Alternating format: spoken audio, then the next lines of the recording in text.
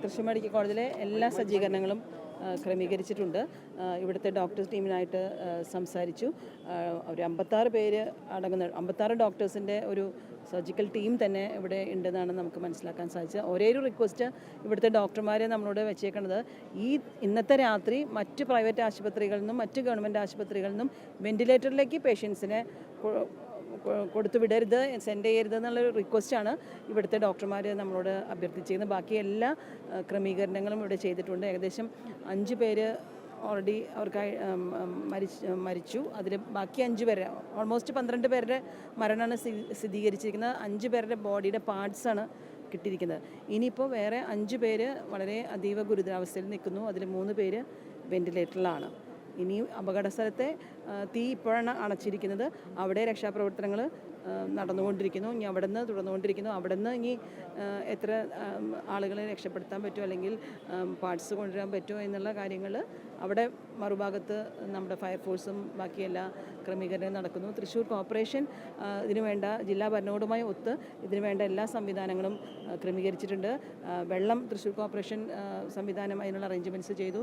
അതുപോലെ തന്നെ രാത്രി രക്ഷാപ്രവർത്തനം തുടരുന്നതായിട്ടുള്ള വെളിച്ചം തൃശ്ശൂർ കോർപ്പറേഷൻ ഞങ്ങളാണ് അതിൻ്റെ ഒരു പങ്കുവയ്ക്കുന്നത്. അതുപോലെ രക്ഷാപ്രവർത്തനം ഏർപ്പെടുന്നവരുടെ ഭക്ഷണം, അങ്ങനത്തെ കാര്യങ്ങളും ജില്ലാ ഭരണകൂടവുമായി ഒത്ത് തൃശ്ശൂർ കോർപ്പറേഷൻ ഏറ്റെടുത്ത് ചെയ്യണം. ഏതായാലും നാടിനെ നടുക്കിയ ഒരു ദാരുണമായ സംഭവമായിരുന്നു. ഏറെ വിഷമമുണ്ട്. വളരെയധികം നേരം പിടിച്ചു തീ അണയ്ക്കാനായിട്ട്. അതുകൊണ്ട് തന്നെ രക്ഷാപ്രവർത്തനത്തിന് ഏറെ വൈകി. നമ്മുടേതായ കുറ്റമല്ല, വെള്ളം ബാക്കി ഫയർഫോഴ്സൊക്കെ ഫയർഫോഴ്സുകാർ അവരുടെ ജീവൻ പണയം വെച്ചുകൊണ്ടാണ് അപകട സ്ഥലത്ത് ഇത്രയേറെ രക്ഷാപ്രവർത്തനങ്ങൾ ചെയ്തത്.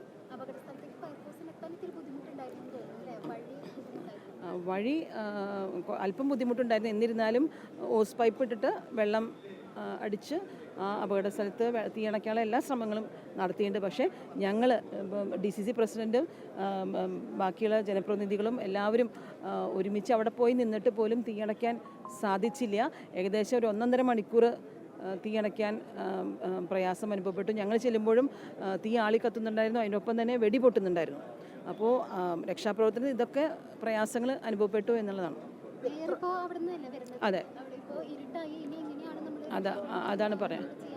ഞാനും ഇവിടെ DCC പ്രസിഡൻറ്റും അഡ്വക്കേറ്റ് ജോസഫ് ടാജറ്റ്, ഈ നിൽക്കുന്ന എല്ലാവരും, ഞങ്ങൾ അതായത് എൻ്റെ കൂടെ ഡെപ്യൂട്ടി മേയർ, അതുപോലെ തന്നെ കോർപ്പറേഷൻ കൗൺസിലേഴ്സ് എല്ലാവരും അവിടെ നിന്നാണ് വരുന്നത്. അവിടെ ഞങ്ങൾ ലൈറ്റ് അതിൻ്റെ സജ്ജീകരണങ്ങൾ ക്രമീകരിച്ചിട്ടുണ്ട്. ലൈസൻസ് ഇവിടെ തന്നെയല്ലേ ചികിത്സയിലുള്ളത്? അതെ.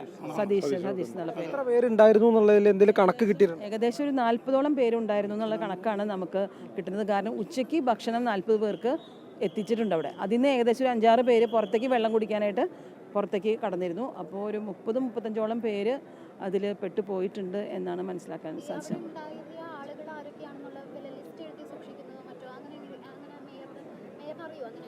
അതെനിക്ക് കൃത്യമായിട്ട് അറിയില്ല. ഏതായാലും ആ പ്രദേശത്തുള്ള ആളുകളാണ് കൂടുതലും അവിടെ ജോലിക്ക് പോരുന്നത്. അവിടെ ആ പ്രദേശത്ത് വലിയൊരു ഭൂകമ്പമാണെന്നാണ് അവിടുത്തെ ജനങ്ങൾ ആദ്യം വിചാരിച്ചത്.